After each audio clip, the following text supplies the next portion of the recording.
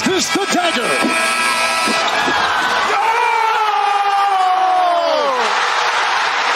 Illegal substitution, too many men on the field, Saskatchewan. Gizmo has a block and the sideline. He has not stepped out. He may go all the way. He needs one block and he'll do it easily. Promise Mess I wouldn't do this. McDavid stops up. What a move. Shoots. Scores!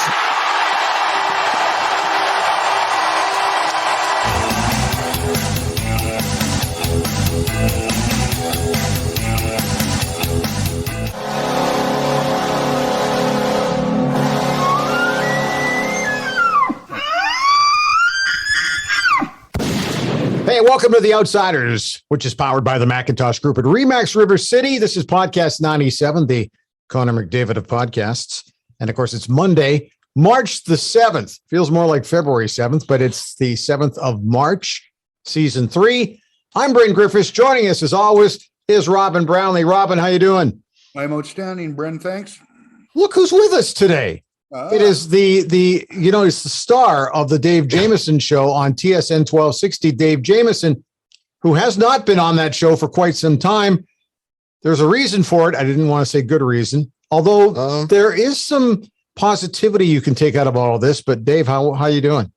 Good. And that kind of a question I would have answered differently July 29th and before that, but life changed July 30th. Well, let's talk about how things have changed for you before we start getting into sports and all that kind of stuff.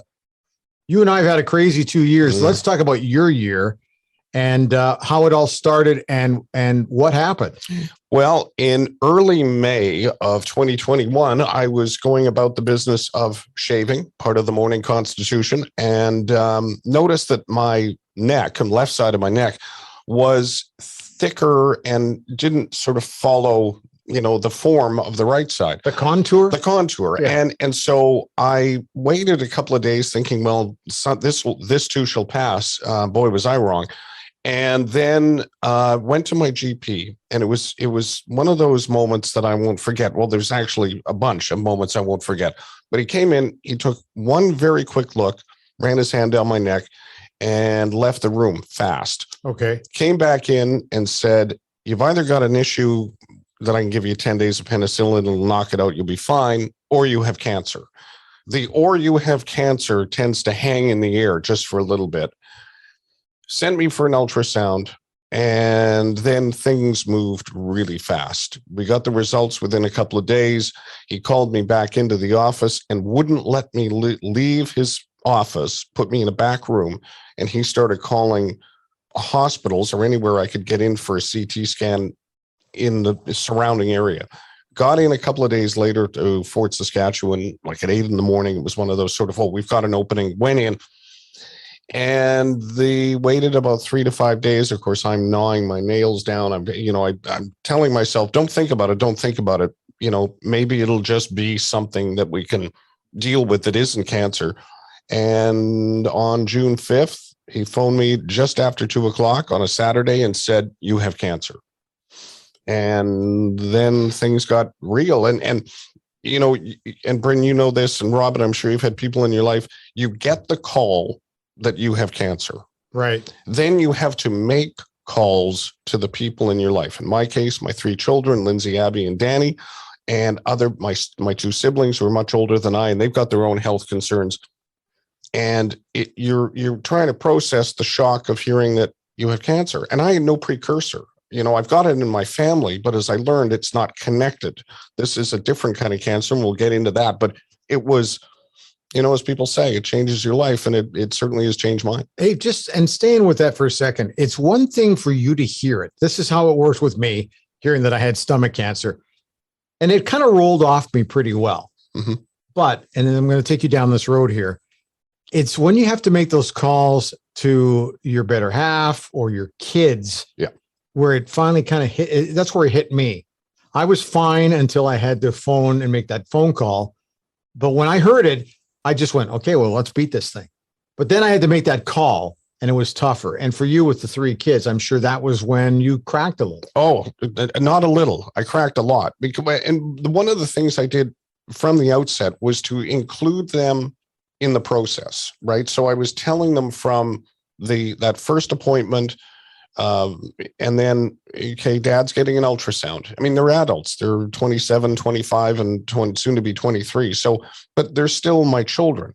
And then to get the definitive, okay, you have cancer. And even that, I only had a little part of the picture. I mean, more to come in terms of, getting in, we'll get into that. But no, it was, and to hear their voices, which range from, scared to less than that, but also very concerned. And then, they're feeding off my energy. And I was trying to stay as positive and upbeat as I possibly could in the situation, but I was crumbling inside.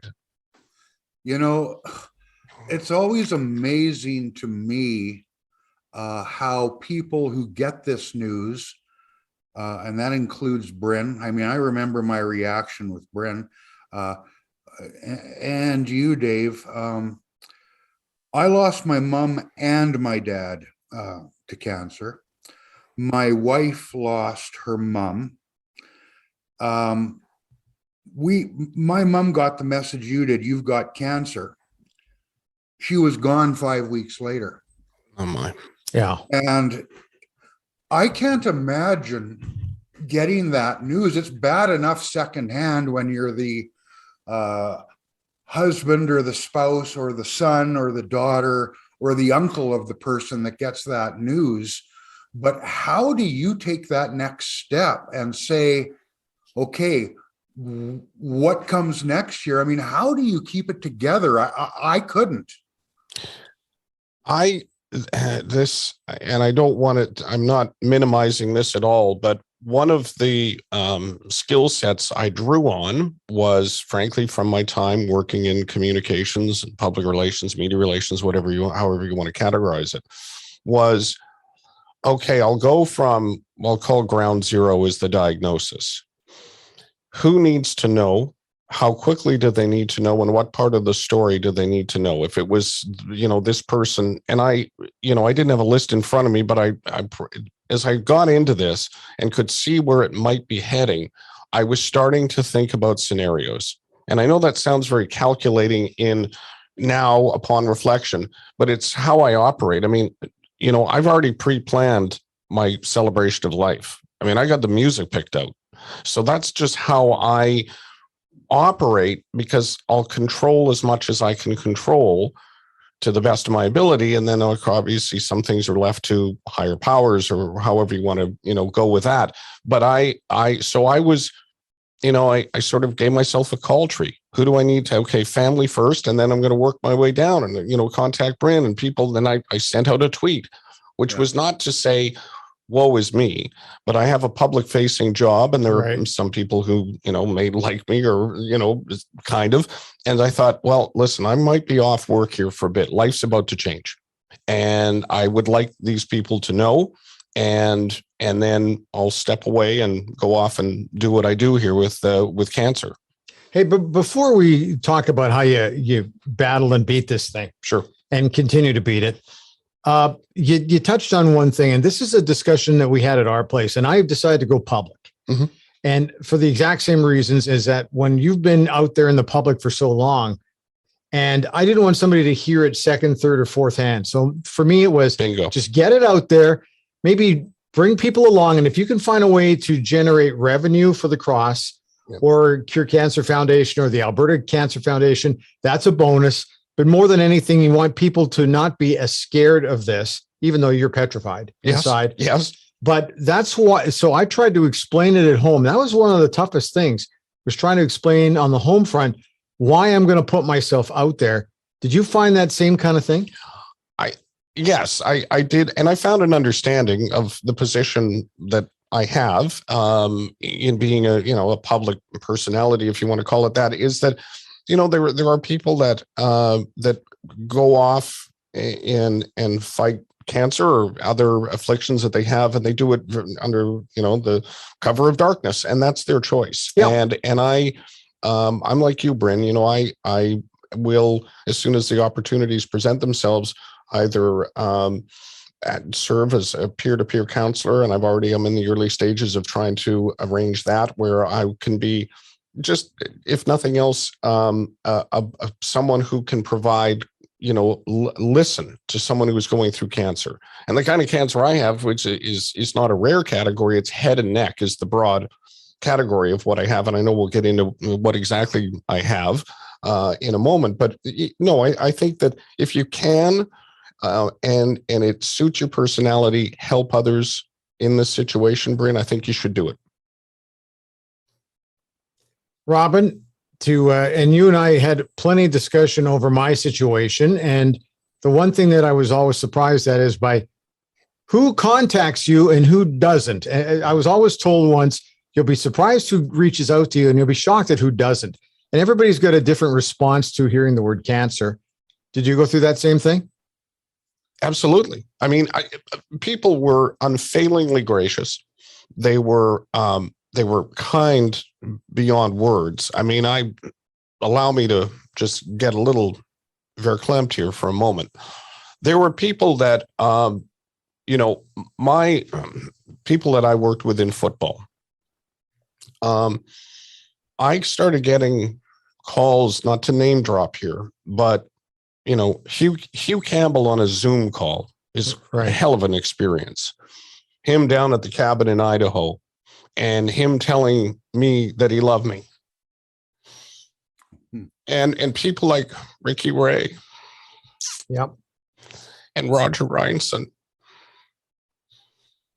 Some of the notes that they sent me, I will keep forever.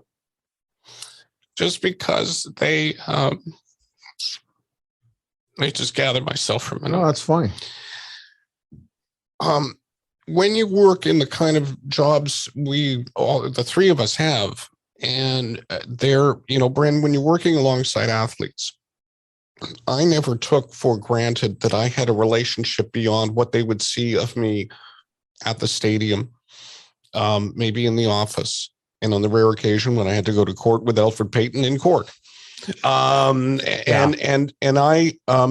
I never assumed, you always say, like, don't become friends because you're probably going to have to write the release that they've been released or traded. Yeah. So there's kind of a wall, at least I always put up between myself and the players. Friendly, do whatever you need done, my friend, but I can't. I mean, it didn't seem to serve either party to become friends. By the way, I accidentally just happened to have this here. I didn't think I told Mess I wouldn't do it, but there you go. Scotty's, thank you. Yes. But that said, the notes I received from the guys in football and media people that in some cases I knew just a little bit. I mean, those are things that I will cherish. And they were an impetus to battle hard, to do the work, to, sometimes I would reread one as I was getting ready to go to radiation. Yeah. Was there one that just blew you away where you went, I never saw that coming? Like, I know this is hard to try to think back, but because it's all so numbing. Mm-hmm. But every once in a while, you get a call from somebody you hadn't heard from in like 10 years or 15 years. Is there one? Are they all the same? They all stand out the same? Or was there one where you went, wow, where you hung up and you went, wow? Well, I referenced the Hugh Campbell call because it was so, I owe Hugh Campbell, Coach Campbell, so much that, I need a few lifetimes to repay him. He hired me. And when we got that call and we're talking and the notes he sent me, again, because he's a very private individual, but public. I mean, obviously a lot of people know him, to know that I was lucky enough to be in his world and then to think on a small level that, he thought very highly of me. That's really humbling. Yeah. Really humbling. Did he get excited? Because you know how excited he get. Well, it's always very measured, but it was very emotional, and it meant and it means the world to me, knowing that I was able to work with those people, and then that they would think of me in that way in a very difficult time. Yeah, when I hear Dave talk about those things, what pops into my mind, and I haven't had the same thing, thank God. In terms of that, but I had some people step forward with me when Anna Lynn was in the hospital, trying to get Sam to the point where he would survive when he was born. Yeah. Yeah. Yeah, we're all going to have, this is going to be a tough show, you guys. I'm next. Yeah. Apologies to the editor on this. Yeah. You know, but you get those calls from people, you know, people you respect. You get people asking if it's okay if I come to the hospital and just sit there with you. That's really something, and it's not something that you touch on in the day-to-day stuff of in Dave's position, not having Ed Hervey hit anybody else with his helmet, or lining up an interview for a player who's in the tank and doesn't want to talk to anybody. You know, it's or in my case, interview a player who hasn't got a goal in 71 games, and I'm asking about that. You have a relationship that's professional, and that's fine if that's what it is, and that's all it is. But you often find in these times, I've seen through my limited experience, that there's more there, and that people often, when you need a word, or you need somebody to talk to, or you just need, or you might need some space to grieve or worry, that they're there for you. And that's a real eye-opening situation. And whether you're talking the wellness of a family member or your own wellness, it's just a real eye-opener, isn't it? And I use the term, a word, I should say, humbling. It's humbling. The cancer, having that diagnosis, is humbling. The reaction that people have to the news that you have cancer is humbling. Yeah. And I can't think of a better way to describe a lot of this experience. And if you ever needed to be reminded of your place in the world, both in a good and bad way, I think that's what all of this has done. And the friendships that, you know, and you asked at the outset, Bryn, about, you know, being surprised at someone who maybe didn't call or didn't reach out. I Some think people just can't. They can't. And you have to understand, I think that this scares people. I know. It really scares, you know, there, but for the grace of God, go I. I think that's sort of the reaction. And, you know, you and I joke about it. God, don't get near us. You don't want to get what we've got. I mean, that's kind of what some people sort of feel when they hear that someone they know or someone they're close to has cancer. And I get that. I understand that. And, you know, I do respect that position. Well, here's the thing too. And this is what I found. And I found a lot of listeners got a hold of me somehow, and friends got a hold of me, and friends of friends got a hold of me. And I was told frequently that, well, you're an inspiration. And I always kind of cringed at that. To me, the inspirations were the people who fed my fire, the people who got me to fight it harder and harder and harder. Did you find that? Yes, because, and I'm uncomfortable with somebody saying that I'm an inspiration, just because I don't think I've earned it. I think the young mother who is all of a sudden diagnosed with cancer as she's raising 2 young children, or somebody who's, you know, whatever their life situation. I was 59 years old. I was diagnosed with cancer, and it was just to give you it was on 3 centimeter growth, was discovered on my left tonsil, where my left tonsil used to be.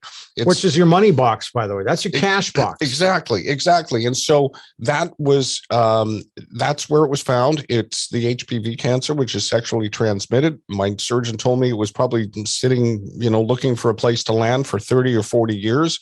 So it happens, and it happened to me.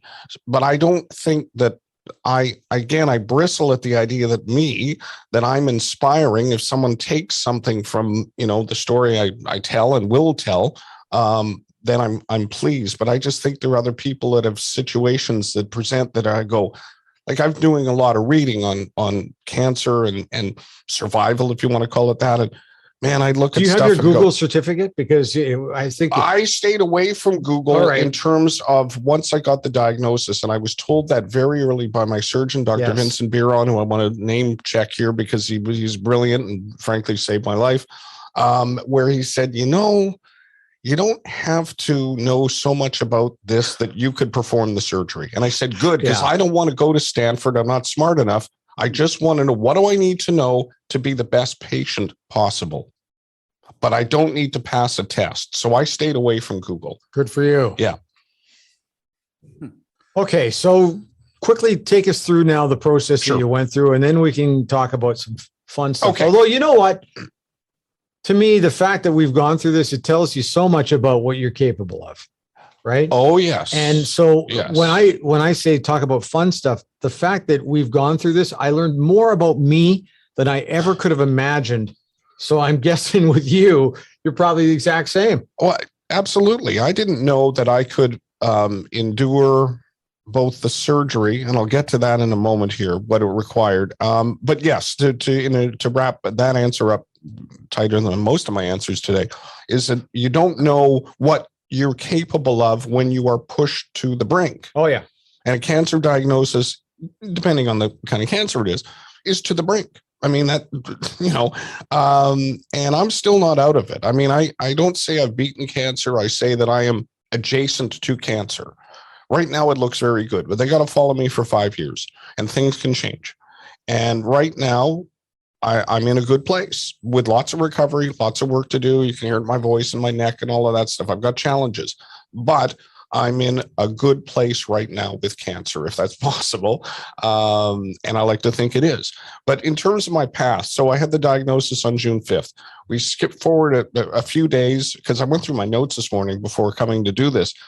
And then I went in for a biopsy. Then we learn a little more. And then we go to, meet with the surgeon. And, you get the camera up the nose. And I think you're probably saying, Dave, that sounds like a lot of fun to have a camera put up your nose. And you would be wrong. It's not fun at all. Yeah. But it was the picture that they needed to really say, this is what we got. And then you go to a biopsy. You get that day surgery done, and, you're going about your business thinking, God, when am I going to get in? There's a pandemic. It's, it was not a good situation to be in for anybody, let alone somebody waiting for an important surgery. They said, hey, we got a bed July 30th. You available? I said, I am now. You go in and you do this. You go in and the robot does the surgery. I love this. So C-3PO opens me up, and I don't want to be overly graphic here, but I've got to explain. They cut open my neck from behind my ear to my chin. So I don't have the dimensions there, but it's a fairly sizable piece of real estate. And that surgery, they go in, they remove the 3-centimeter growth in my left tonsil, and they took out a whole bunch of lymph nodes because they were concerned about a presence in some of them. So they go in and they sort of harvest, if you will. They stitch you back up, and you're dispatched to the U of A to recover. Well, that's where the surgery was. And so I spent 10 days in there. And, when they prep you for something like this, and I've had people say, well, God, wouldn't it have been nice if you'd known all of what was about to happen? Well, I don't know if anyone would go through with the surgery if you found out that when you come out of it, you're not going to be able to swallow. I had to relearn how to swallow. You are going to, because of what they cut there, you're going to lose the feeling on the left side of your face entirely. I didn't know I had a left ear because I wear glasses. I figured, well, it's got to be, they don't take the ear off. I couldn't feel anything. Yeah. And you lose, because they cut the muscles in the neck. I've lost all of the strength. I lost about 80% of the strength of my left arm and shoulder because the trapezius muscle has to rebuild. So you've got that going on. And you're trying to recover from this very significant surgery. And I spent 10 days at the U of A, and then they dispatch you. You go home and you think to yourself, well, how tough can swallowing be? I've been doing it since I was a little baby. Yeah.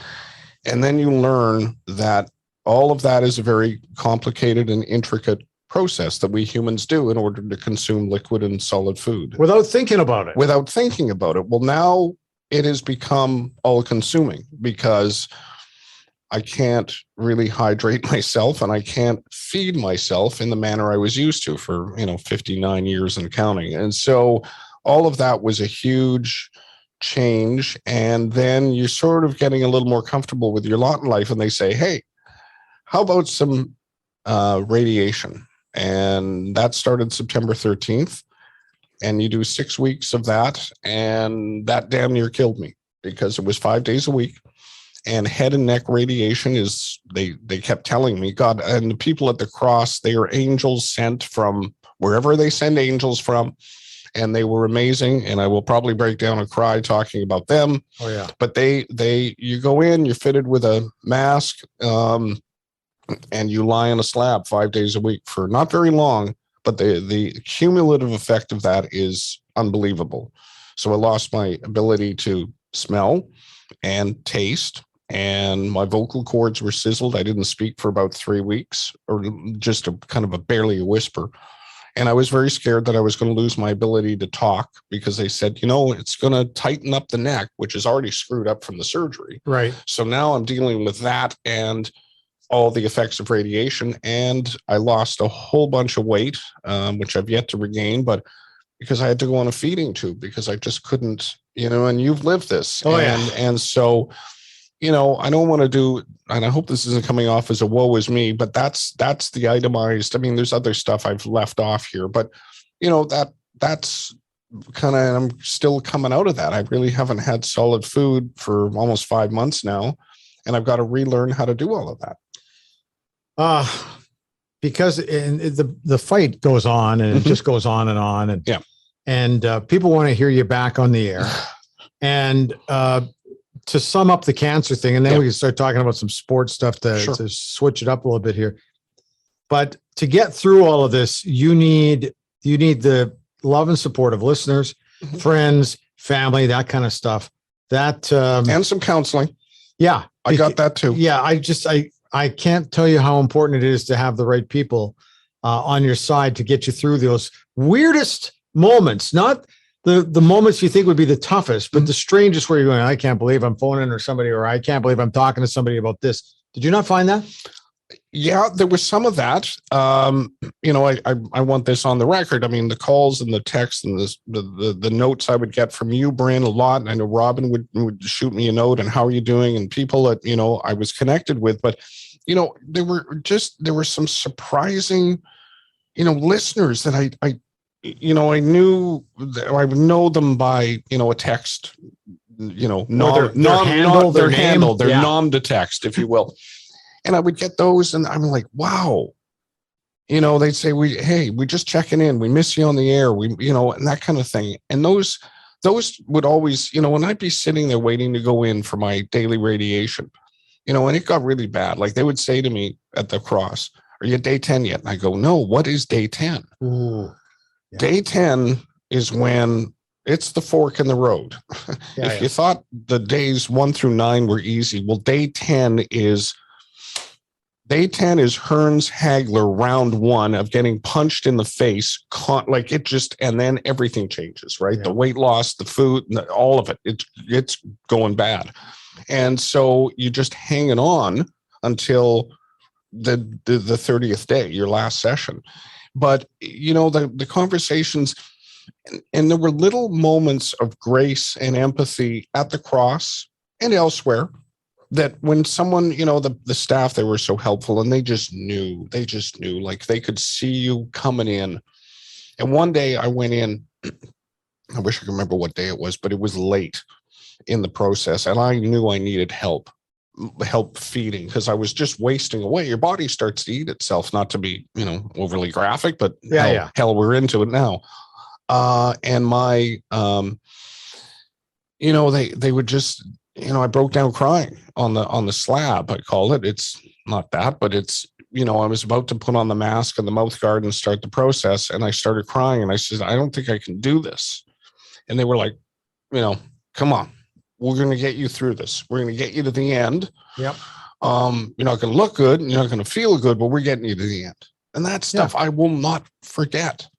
I will not forget that conversation where, human to human, they just kind of grab you and lift you up and say, we're getting this done. Dave, what comes next?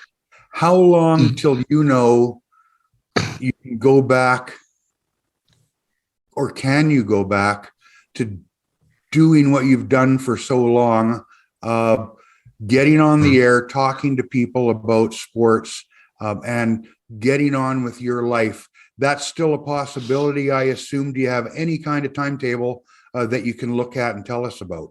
Yeah, I do. It's a bit of a guess on my part, and I to tell you and the listeners of this podcast what where I sit right now, which is my focus. I got my oncologist said, I am done with you. You're no longer a patient, so that's good. That's a big box to check. Then you skip ahead to meeting with the surgeon.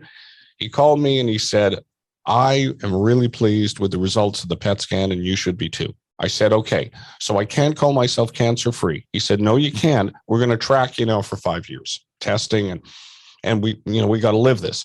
So my goal, Robin, is to be back on the air. I'd like to say April, but this is one of those things where, because I'm relearning how to swallow properly, and how to maintain as Bryn will always say, Dave, you can learn to, relearn to talk, and you can learn to, and all that stuff. But doing 2 hours or 4 hours of sports talk radio requires an energy and an endurance, if you will, that I don't know as I sit here today doing this that I've got right now, but I'm working towards it.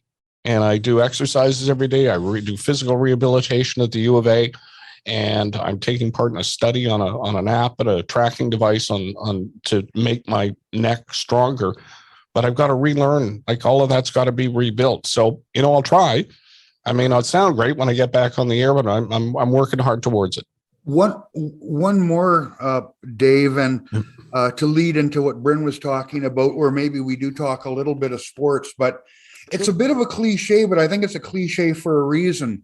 Sometimes events like this, personal events for you, personal event for Bryn, or for all of us as a society, with what's happening in the Ukraine now, very different things. But the cliche phrase is perspective.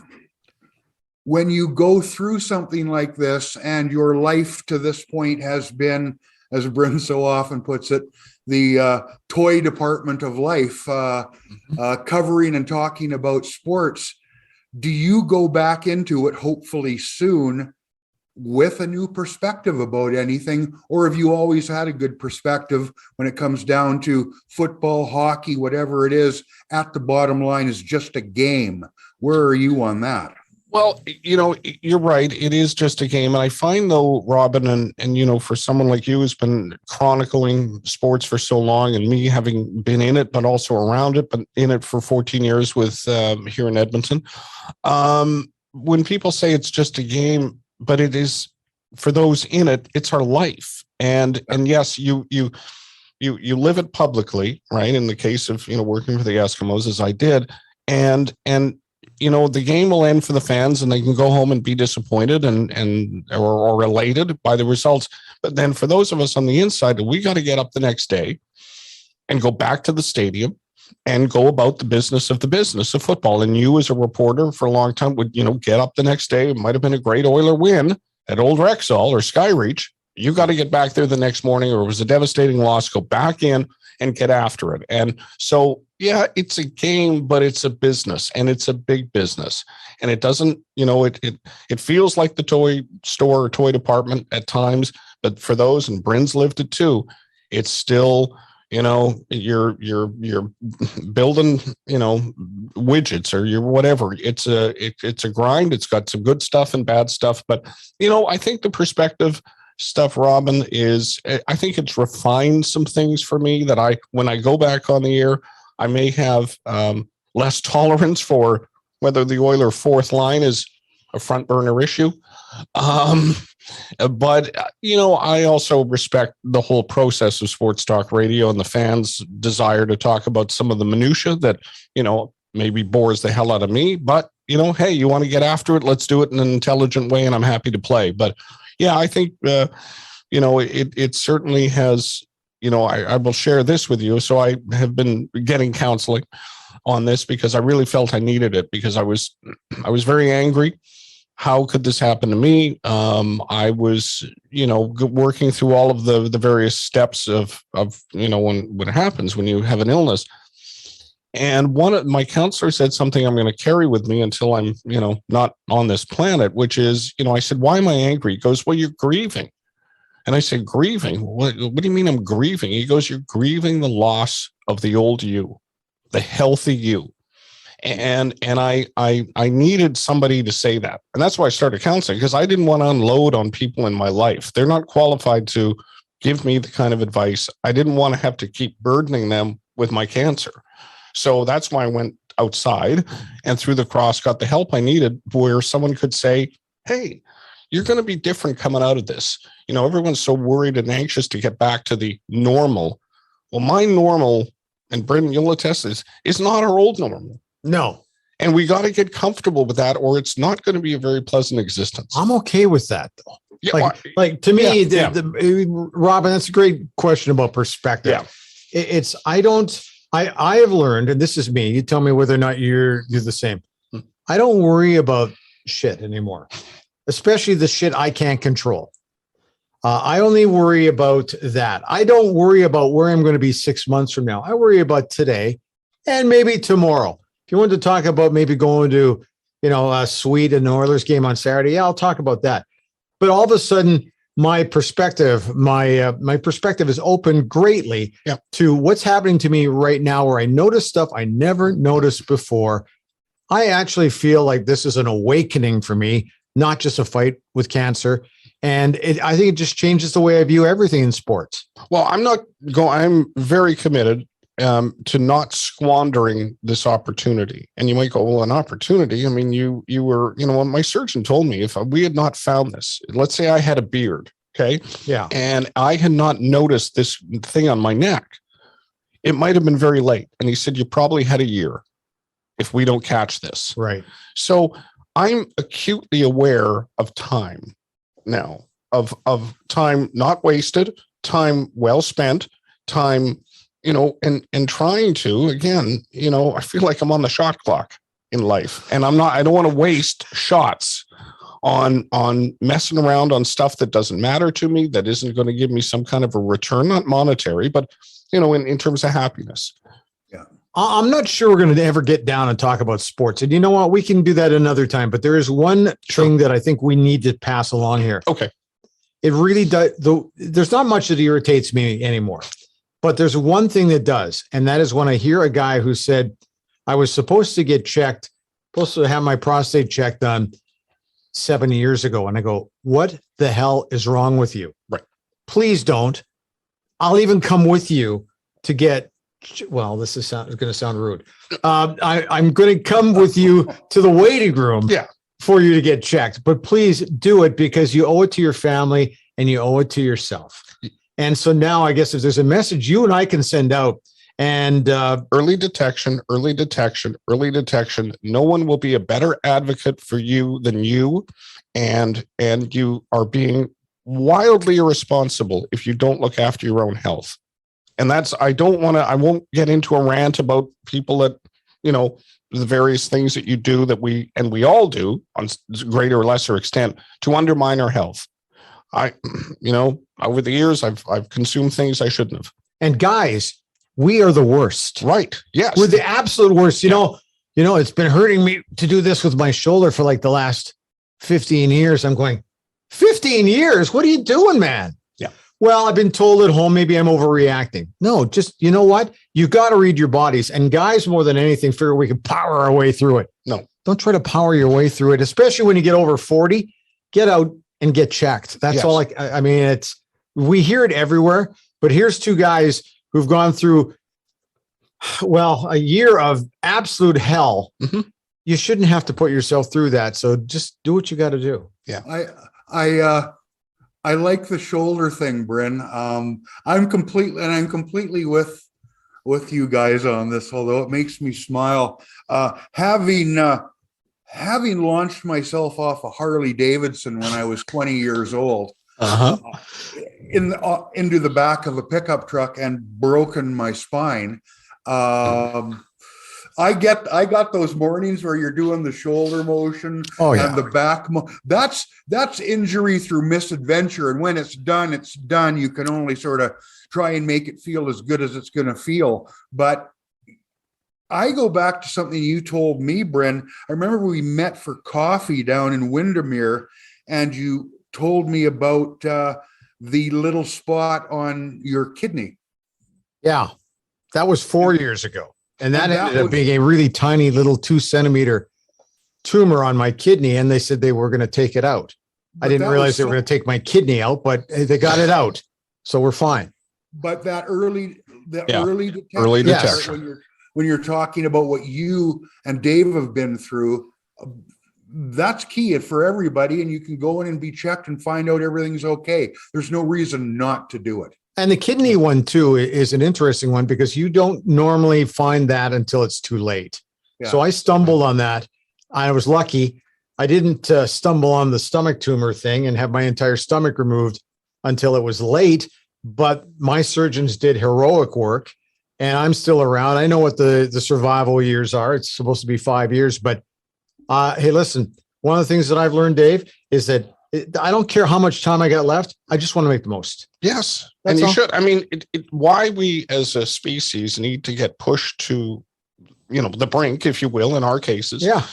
In order for us to go, hold on a minute. Hold on. You mean that there is a larger world? There are, there are things out there that I could or should enjoy.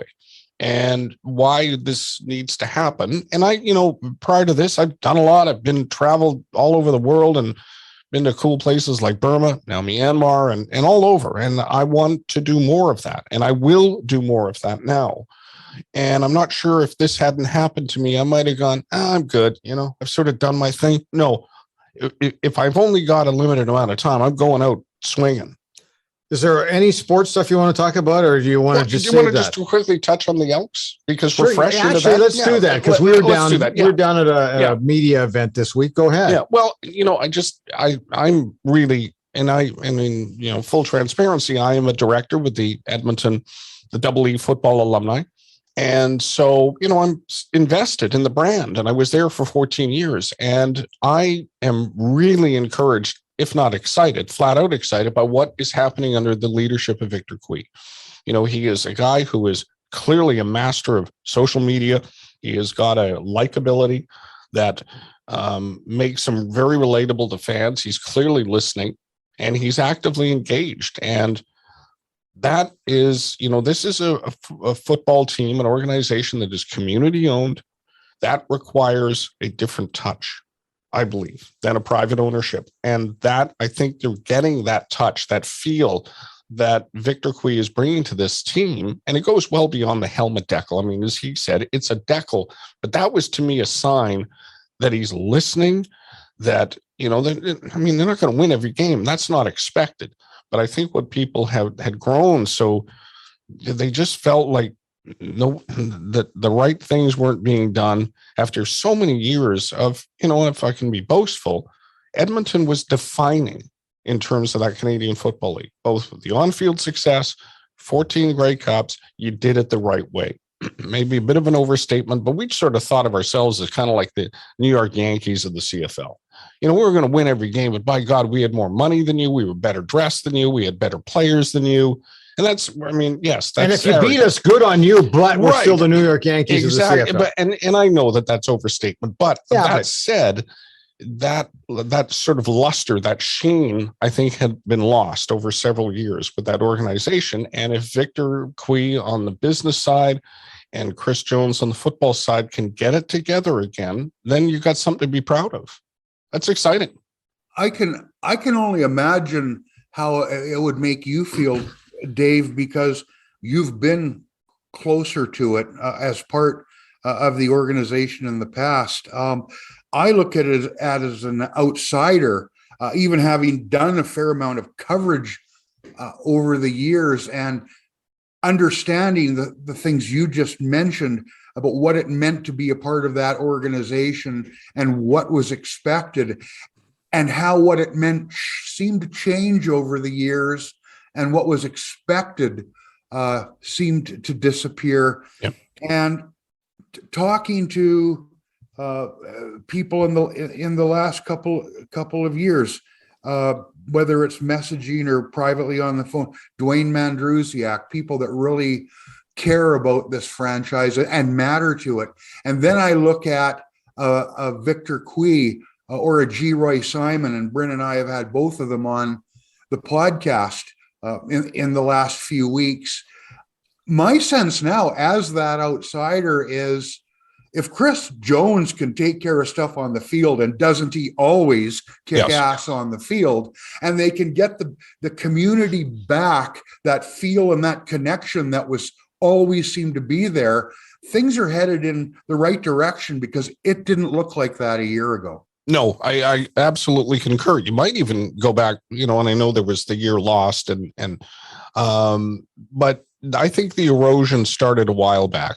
And it does not align with my departure from the team. No, they kept going. I mean, I've got an ego, but it's not that big to think, well, when I left, no, that's not it. It never happens just in one year. Last year was sort of the, oh my God, they can't win at Commonwealth. They're not a good team. They've got these weird antlers on their head. And I mean, nothing felt right. So that said, now they got a chance to reset. I'm with you. Chris Jones knows how to win football games. He can find the players to play in the CFL. He can coach those players, and he'll produce good things. Now, if they can get the rest of it going so that fans feel like they're getting their money's worth, that it's a product they can be proud of, and that the double E now on the helmets and those colors means something and means something good, then I think this is all a very good thing. And frankly, the CFL needs Edmonton to be good. I mean, it needs all of the franchises to be good, but this franchise, they got to get this right. Okay, what about the hockey team? You have the benefit. I didn't have this when I was recovering from my cancer, and that was because of the pandemic. Sports had shut down. Yes. Oh, man, I could have used sports to kind of help me just kind of get over things a little bit. Mm-hmm. But you've at least got. So Korean baseball wasn't doing it for you. No. Not quite, eh? Yeah. No, it was not. Yeah. And when hockey did come back, it was the middle of the summer. It would really help me surge. It gave me that outlet. Mm-hmm. But you've had a chance to watch what's been going on here and listen. I watch and listen. I'm a dual consumer. I got all the platforms going. Absolutely. So, what's your take on the way things have shaken out with the hockey club, or do you even want to go down there? I can't tell if this is a good hockey team that is playing badly or a bad hockey team that elevates itself. Clearly, you know what they have in terms of McDavid and Draisaitl. That sets you apart. It also raises expectations, sometimes can be unreasonable. But again, no one is going to feel sorry for you when you have 97 and 29. Sorry, you've lost the plucky little team that might. Right. You can't claim ownership of that. Are they imperfectly constructed? Yes. We can see that. We can start the conversation, might even be able to end it with the goaltending. That isn't good enough to take you to the places you probably, or at least on some level, are qualified to get to. It's not going to happen. That just isn't good enough to win consistently at the NHL level. And, there are other bits in the lineup. Could they use another defenseman who can play the rugged individualist role? Yes, I believe they could. But again, they're in the cap era, and they had ample cap room. I'm not sure they spent it entirely correctly, but there you have it. Ultimately it's going to be 97 and 29 that grab them and drag them wherever they're going to get to. And then I know we're running out of time here, and then finally, because you're a big soccer guy. I mean, you grew up in Vancouver, so it's Whitecaps. Yes. Yeah, absolutely. Yep. Vancouver Whitecaps, mm-hmm. Edmonton Drillers, that kind of stuff. Yep. But we were on the precipice of watching our Canadian men's national team finally get back to the World Cup of Soccer this coming November, depending on what happens here on the planet. But what's your thought on this? It's been fun to watch. It feels, I don't know how the best to explain it. It doesn't feel on some levels real that Canada, because soccer was always treated, and even growing up in Vancouver, where we all played, and you could play year round out there. Right. It still was for, parents to send kids off to play soccer because it was cheap and it was something to do. Now it has become legitimately, we are not say a world leader, but I would suggest world class. We're inside the 30. Right. Okay. Yeah. I guess that qualifies as a world leader in a sport that for many was just kind of a diversion. Right. And they've had great players in Leonard Doozy, and I'm aware of, others that we produced. But now it feels like, we are a soccer playing country, not just a country where soccer is played. And that is a real leap. And frankly, it's happening in tennis as well. Robin, you want to wrap this baby up? Anything? Well, I just smile when I hear about soccer. I remember going to Empire Stadium all those years ago. And the turf at Empire Stadium in the early days, once they got rid of the grass, was basically concrete painted green. Yep. With the hump. Remember the hump in the middle? Like it was just, you couldn't see the visitor. Crowned. The crown. They Yes. called it a crown. Yes.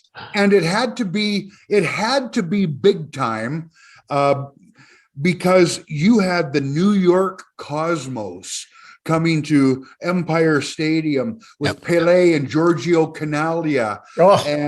And you know, I was never a big soccer guy to play. I always preferred a game where you could punch somebody in the mouth and impose your physical will on them. But I tell you what, that was a lot of fun. And Bryn, you and I talked about this a few podcasts ago. For all these years to pass and for this nation to be back in the competitive fold, so to speak, I'm really happy, because there will be a generation of kids that get turned on to what's a very good game for the youth in this country, strictly because of what we see with the World Cup moving forward. Hey, and one other thing I want to send out there right now, and that is I'm hearing rumbles that the provincial government isn't necessarily sure if they want to contribute 50 million, I think it is, or some number like that, for the Edmonton hosting bid for the 2026 World Cup of Soccer.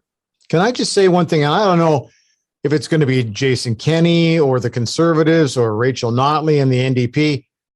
Get that one done. Yes. Because Calgary's had their Winter Olympics in '88. And I'm pretty sure if things kind of work well, they might get another Winter Olympics there. That is a monstrous event for the province of Alberta. You got to think a little bigger than Edmonton and Calgary. For Alberta, the Olympics in Calgary before, and if we have them again, will be big. There will not be another bigger event come to the city of Edmonton than the World Cup of Soccer in 2026. Don't fuck this up. I concur. And I will, I don't know. There are precious few of these events available at any given time. And the fact that Edmonton, through circumstance, but also a wonderful track record of big events, finds itself in this position. We've wasted in this province and lots of other places much more than $50 million. I would suggest that this is money well spent. I worked at Expo 86. That changed that city. That was a big event. That was just a touch. And it was a 6-month advertisement for the city, and we can debate whether all of it was positive. But that's when the little city that could, or as Darren Detition used to call it, Regina with rain, became a grown-up city. It was Expo 86. And World Cup, all of a sudden, you want eyeballs on this city? You want people to know about the funicular or whatever that thing is, and the province and the Rockies, even Calgary. There's a benefit of the province, of course. Yes. So I don't know. Do I have to fill out a piece of paper to say I'm in? But yes, I support you, Bryn. And by the way, Dutchie, yes, also going through a battle right now with the Big C, and so I haven't heard very much, but I'll take that as a positive. Yep. And we'll send our thoughts out to him. Indeed. Hey, yeah. Just before we go, I wasn't sure how this was going to go today, Bryn. With what you've been through, with what Dave's been through, and whether we would talk sports at all, whether it really mattered for one show. We got JMO on here for I don't know how long now, moving on an hour, and he has said that he's ready to move on and get back to doing what he does. I call that a pretty good day. Thank you. So do I. Hey, by the way, this has been good. Just kind of curious because we're of Welsh descent. Yes. This mask you were wearing, was that very Anthony Hopkins-ish? You like that? I was just getting a visual there. Yes. That's what you're talking about. Yes. And is this a lower or an upper body injury? Now we're getting close to the playoffs. Would this be a lower body injury then? For you? No, this is completely upper. And I, you know what? I wouldn't, if I were a player and I had this, obviously I would, I would absolutely identify it. I'd say, no, let's call it what it is. It's really, really upper. All I'm going to tell you is what I've been telling you now for 9 months. Never lose your sense of humor. Oh, thank you. I'm trying. Some days it's a push, but you know, you can get really turn inward. And when you get out, and you are a great example of this, you get out and you start reintegrating, because I've been alone a lot, right? And with my thoughts, but also with this cancer, when you start to come back out, and I was really embarrassed with the way I looked. I mean, as I say, I got John Chrétien's mouth and John Diefenbaker's neck. That's not a great, like, wow, you look terrific. Some of our audience might have to Google that. I know that's a dated reference, but I know my audience are here, and Robin and Bryn would get it. But it's just, because things have changed, right? It's not back to normal. So I was embarrassed by how I looked, so I wouldn't go out. Now, does that mean you're going to be? I get the vision. Yeah. Are you going to be grabbing somebody by the scruff of the neck and shaking them? A show win again handshake. Yes. Yeah, absolutely. Man, thanks for your time today. Oh, I'm happy we pushed your on ice time a little bit here today, because this will kind of tune you up for getting back to TSN 1260. Hurry back. Wait eagerly to get you back on the air. Thank you, my friends. Whew, can you believe it? It's March already. This year is going crazy. At least that's my impression. January and February, where did they go? Anyway, looking at the Metro Edmonton real estate market, had a chance to track down Brent McIntosh from the McIntosh Group at RE/MAX River City. I said, what's going on? He said January and February were fantastic, and it really gets him excited about the upcoming year because things are starting to pick up. Now is a great time to start gearing up if you're thinking about looking for a new place or maybe even putting your place on the market. People are already looking. Interest is high to buy, and inventory is low at this time of year, so now is the time to move. That's totally the norm, by the way. The McIntosh Group at RE/MAX River City can help you with the sale of your current place or maybe the purchase of your next place, and you can find them real easy, too. 780-464-0075 or online at macintoshgroup.ca. Start the process with a complimentary evaluation of your current home. No obligation whatsoever. They'd be happy to help, and there's no deadline for this offer. But if you're really thinking about it, don't let the market pass you by. Jump on board right now and give them a shout. Both buyers and sellers are welcome to contact the McIntosh Group at RE/MAX River City. Once again, that number directly, 780-464-0075, or find them at macintoshgroup.ca. And one last thing, tell them the Outsider sent you. So that's it, wrapping up episode 97. Hey, Robin, I gotta say something that's been bugging me a little bit here over the last week or two. And that is I'm starting to see more and more stories. This is not sports related, by the way. Seeing more and more stories about synagogues, Russian synagogues being attacked in Canada. And it bothers me a little bit. First and foremost, let me set this up. I stand with Ukraine. I've got a lot of Ukrainian friends. And I'm horrified and disgusted by what I'm seeing going on over there. Let's put that in its little box and over here. The thing that's really bothering me as well is seeing what is starting to happen in our country, where people are targeting Russian people in Canada. And I don't think we've got a guy who clearly isn't thinking right in Vladimir Putin, who's basically dragging us all through this. And as I said, feel sorry for Ukrainians, but I also feel sorry for Russian people because I don't think they're hearing the full story over there. And it made me think of an experience that I had at the World Juniors in the Czech Republic in January of 2020. And for the gold medal matchup, it was Canada against Russia. And somehow, I don't know how it happened. I still laugh about it now when I think about it. My lone seat, I didn't want to sit in the press box. I wanted to sit in the seats for this classic Canada-Russia hockey matchup. But I didn't realize I was going to be sitting right in the middle of the Russian parents. And so I was surrounded by Russian parents who obviously cheering on their kids, and I loved it. It was great. But I felt a little uncomfortable because I didn't speak their language, and they spoke very, very little English. The guy next to me spoke a little bit, and we somehow found a way by the middle of the first period to communicate, basically because we were talking a common language, which was that of hockey. Mm-hmm. And so you could just basically look at each other and you'd smile or you'd laugh about maybe an official's call or whatever. And during the intermission, I started to find out which kids are your kids out there. And they would point to their program and they would say right here. And so you would see number 9. I would go, and of course, you know, what else am I going to say? But I was impressed by the Russian kids. But some of the kids Their parents were in front of me. They were great players, and you knew they were going to get NHL drafted, right? And so anyway, we started to have this communication.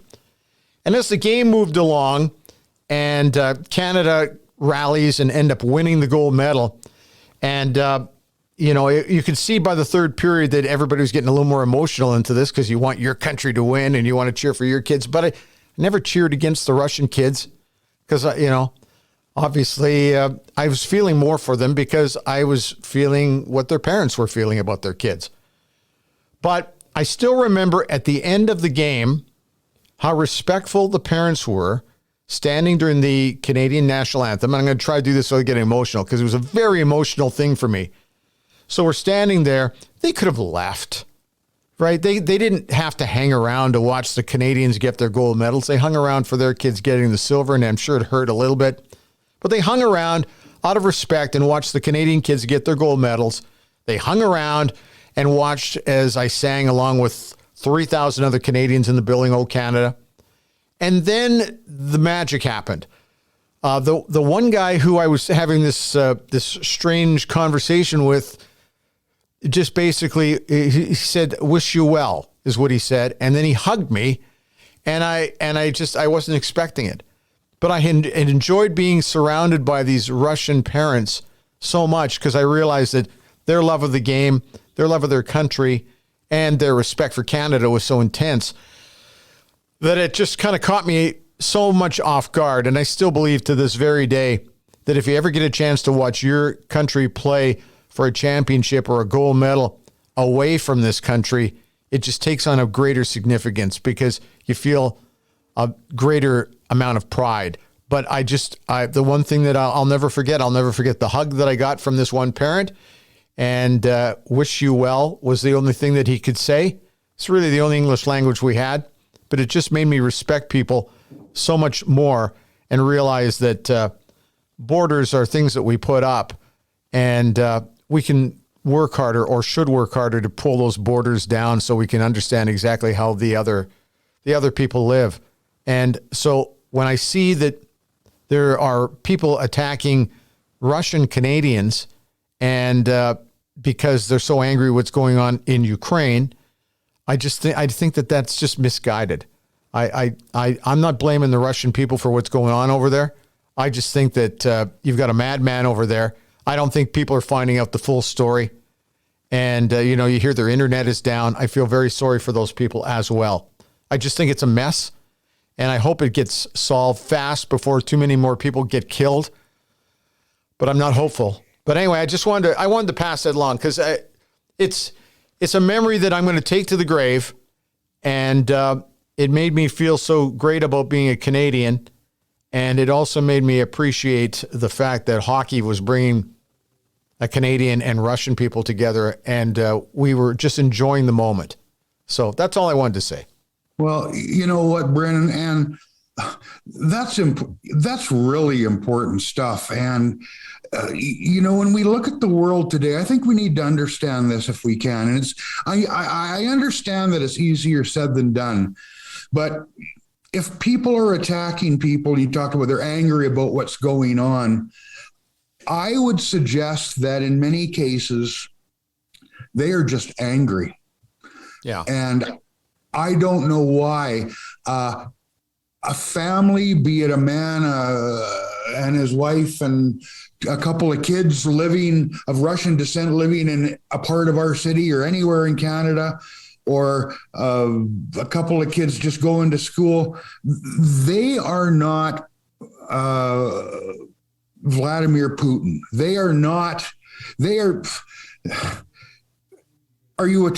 You're attacking them really, like verbally, physically, you're harming people. I mean, we saw this, if you're old enough, I saw remnants of it in World War II with internment camps and that kind of thing. You know what? Leaders and borders are not the people that make up those countries. And somebody trying to live their life over here in Canada or in the US that happens to be of German descent, or that happens to be Muslim, that happens to be Oh, yeah. What are you angry about if you're pushing around women in their hijabs in parking lots in Edmonton shopping centers. Are you really concerned about the war, or are you just angry, period, if you're attacking Russian families or Russian churches, whatever? I don't understand it. There's no excuse for it. What's happening on our TVs that we're seeing via the internet and television and with all the channels we've got now is horrific enough. We don't need to add to it by finding a reason to attack somebody and to go after them because of the country they were born in or the country their grandparents were born in. We need to be better than that. And that's the big picture, and that trickles into sports. Sports is one little part of the world we live in, and it's the reason you and I love getting together and doing what we do here. Yeah. But the fact is, it's not insulated from what's going on in the world, or what's going on in the world is staring us in the face right now, and we have to be better at treating each other better, regardless of what generals and political leaders are doing. I know that people tune us in because we cover the toy department of life, as I so often call it. Sports is a getaway, and it's a release valve on what's going on in the real world, and we all love that. But every once in a while, other stuff bothers you, and so this one's been kind of sitting with me for a week or two, and I'm seeing more and more attacks on people in Canada, and I'm thinking, really?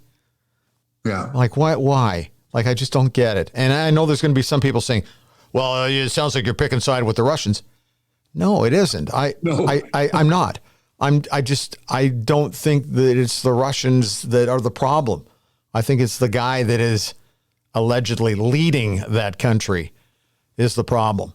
So that's my thought or two on it. And like I said, it's really hard for me to hate Russians after going through an experience 2 years ago where there were hugs and there were smiles and laughs, and you saw the pride and all that kind of stuff. And I find it hard to blame Russians for what's happening. It's tough. It's tough for me. And like I said, I'm saying it again. If I had to pick sides, you know what side I'm on here, but I don't know. It's been bugging me. So I just wanted to get it off my chest because that's what this podcast is all about. Let's move on, and we'll see where that goes. Anything bugging you these days? I know the Edmonton Oilers, it almost sounds irrelevant now that we're talking about it, but the Edmonton Oilers, big week coming up. They've got some tough games.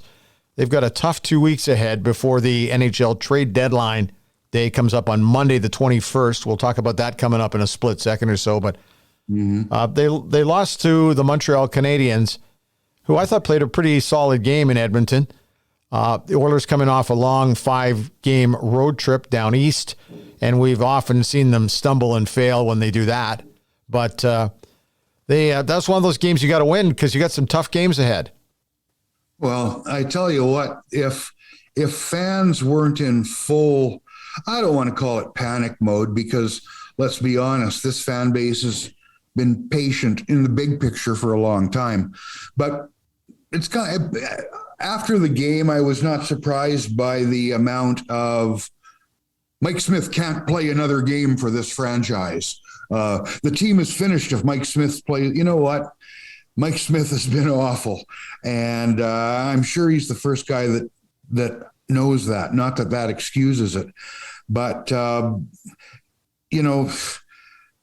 if they don't do something right now in the bigger picture that goes beyond, we're doing this podcast today. There's a game against Calgary tonight. Depending on when people pick up the podcast, it may or may not have been played. But there is a thought out there that how many years are we into McDavid and Draisaitl? And you know what? That's just common sense, and I understand that. You got two of the best players on the planet, if not the two best players. You can't miss the playoffs. I mean, you might not win the Stanley Cup, but man, you better be pressing to win something. And right now, they're not even in the playoffs with those two players, and you've got to do something about it. And if that's goaltending, and I don't think people that point at goaltending are mistaken, figuring out what the problem is one thing. Doing something about it is another, because somebody has to have somebody you want for a price that you're willing to pay. And that's the tough part, but they need to do something, because, man, if they get their teeth kicked in Calgary, which is a distinct possibility of the way the Flames have been playing, and you look at the rest of the schedule, they can be in real trouble, and that's not good enough. And the trade deadline approaches, as we've talked about. I don't know, man. They're in a tough spot, and I understand the frustration of the fan base, but I don't know that Ken Holland is going to come up with an answer for that just like that, because if it was snapping your fingers, he would have done it a long time ago. 2 weeks out before the trade deadline, and right now I'll boldly say they're not going to make the postseason. I'm not seeing it. Had the privilege of watching Colorado and Calgary on a Saturday night, top two teams in the West when they squared off, both playing backup goaltenders for the most part.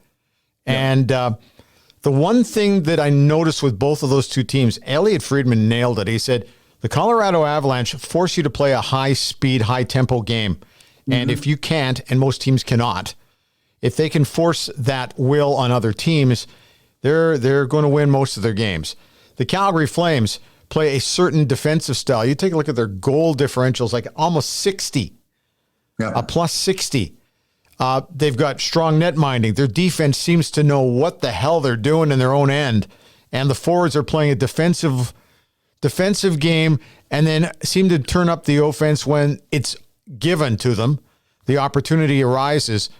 But what I'm seeing, I see a definite style with both of these two teams, and it feels like they're confident in what they're doing.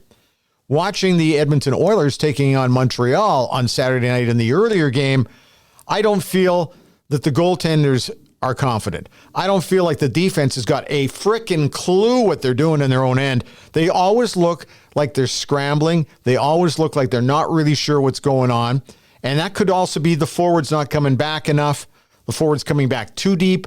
I don't know. But it just looks like a team to me, even with the coaching change, where the players just cannot figure out what they're supposed to be doing out there. So when you get a chance to see two teams like Colorado and Calgary that just look great, and then you see what Edmonton's doing, and you're going, are these guys, even with McDavid and Draisaitl, even with those guys, they don't look like they have any idea what's happening. That's not a good omen for the Edmonton Oilers. I do not believe it's all on the goaltending. I think the defensive core right now is just struggling. And the defense is also reliant on the offensive guys, the guys up front, to come back and do a little bit of something right. They just don't look like they're on the same page, and it's very noticeable to me.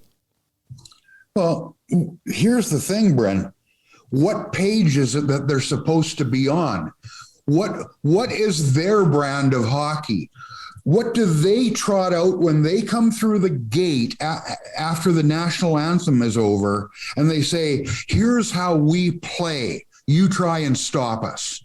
They don't have, with the two players they've got at the top and some nice players after that, they should be dictating how they want to play the game. Do they want to play with pace and tempo like you talk about with Colorado? I think they should. Are they good enough to do that? I'm not so sure. Are they going to be the win the tight game team? Well, I don't think so, not with that goaltending and that defensive group. But you've got to say, here's how we play, or if you're not there yet, here's how we want to play, and put together the personnel that can play that game plan. But you can't say, well, let's see what happens. That's not how it works. And I like some of the things we've seen under Jay Woodcroft, but we need to see more. When you start with two pieces like they've got, and McDavid and Draisaitl, you've got to be able to do better than what we've seen out of this team. It's year 6, 7 now, depending on which player you're talking about. Now, what happened 5.5 years ago is not the fault of Jay Woodcroft or of Ken Holland, for that matter. Not their fault, but their problem. Yeah. Fans are saying, give us something to cheer about, because they have shown without a doubt, if you do that, they will show up and they will cheer. There's nothing like an Edmonton building in the playoffs. But right now, the playoffs are still a question mark. And that, I can't comprehend that with the two players they've got at the top end. No, I'm with you. I don't see it happening. I don't think anybody is going to assist the Edmonton Oilers by taking one of these two netminders off their hands. I don't see that happening. I think that the trade deadline is going to be more of a flop for the Oilers than it's going to be a surge. The other thing, too, and you just pointed it out, is the fun part of watching Calgary and Colorado was watching both two teams try to force the other team to play their style. Obviously, Colorado wanted to speed it up. Calgary needed to slow it down and wanted to play it at their game. And I loved that tug of war. I thought it was a great game. And then when it got into overtime, the skilled players came to the fore. Calgary's got them, right? So to see Johnny Gaudreau score the overtime winner didn't surprise me in the slightest, because they've got some guys that can do it. You're right. We're going to learn. There's one thing. If the Oilers get blown out or even get beat by the Calgary Flames in this Monday night game, and you're right, somebody may pick this up a week from now. If Calgary wins that game, they're now untouchable. The Oilers will not catch them.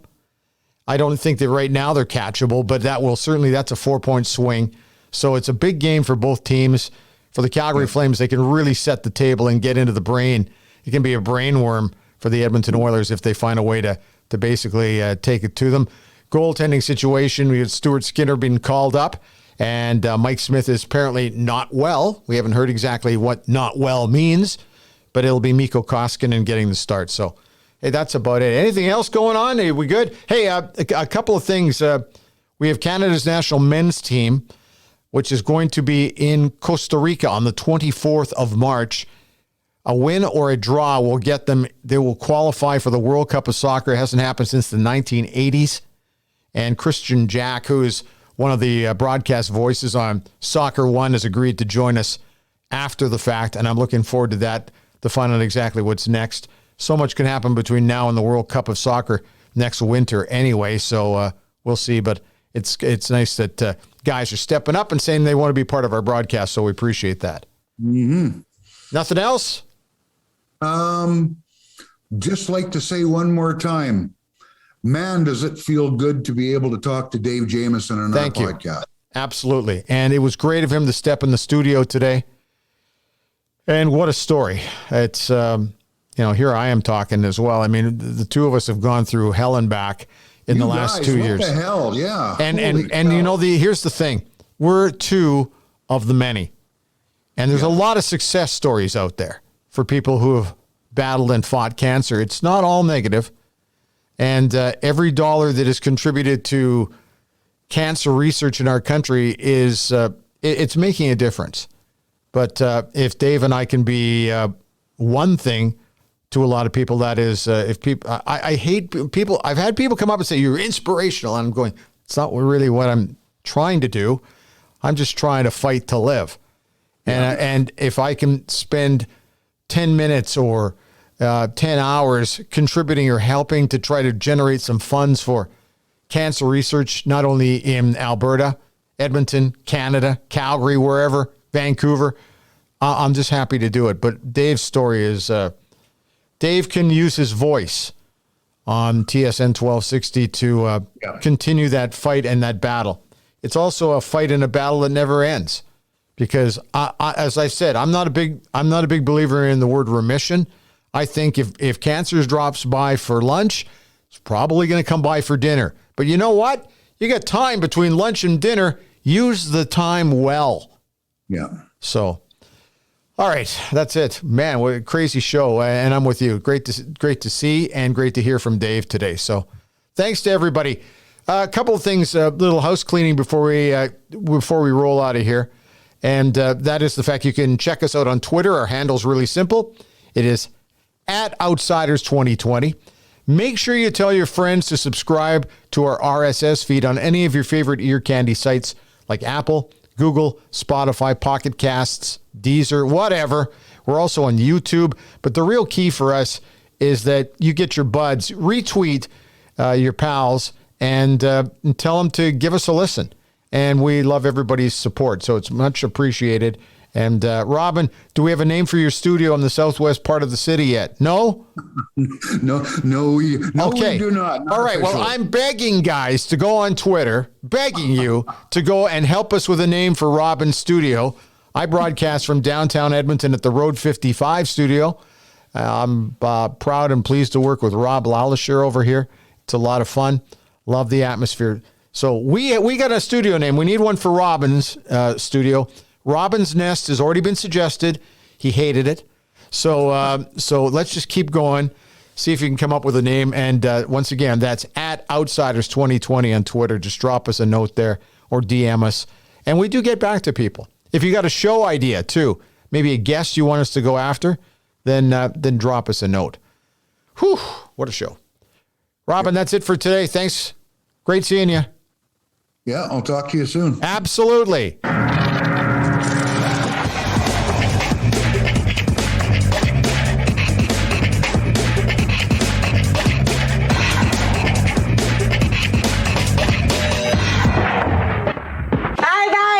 Have fun storming the castle. Road 55.